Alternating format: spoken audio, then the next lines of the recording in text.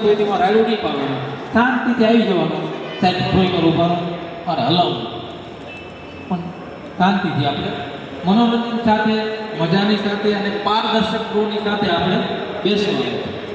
કદાચ મહિનામાં એક દિવસ એવું વિચારવાનું કે ભાઈ આખો દિવસ આપણે જોવામાં મનોરંજનમાં આવી સારી સરસ મજાની હોટલ.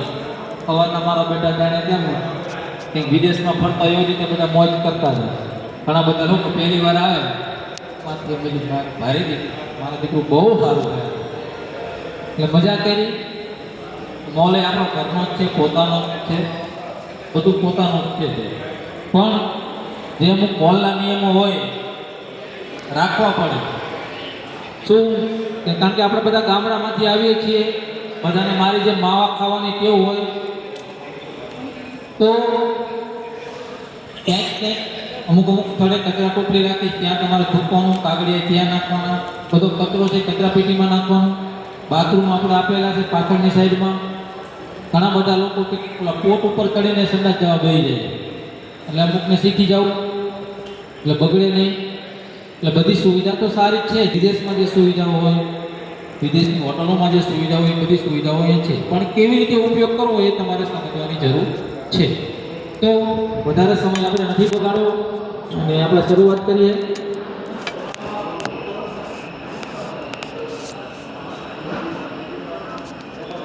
એકાવન નેનો છે, 51 છે તો બરાબર કાંઈ વાંધો નહીં.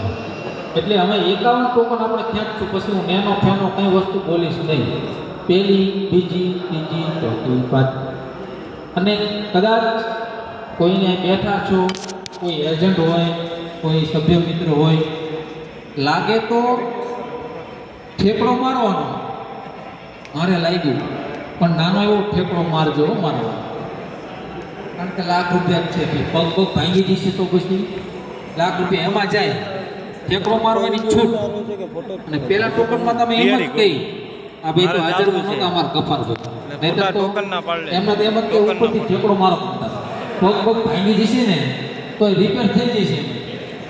પણ તમે મારો બેટા લાખ રૂપિયામાં નાનો મોટો ઠેકડો મારી દો, પગ પગ ભાંગે લઈના કરતાં પહેલેથી સમજાઈ દે.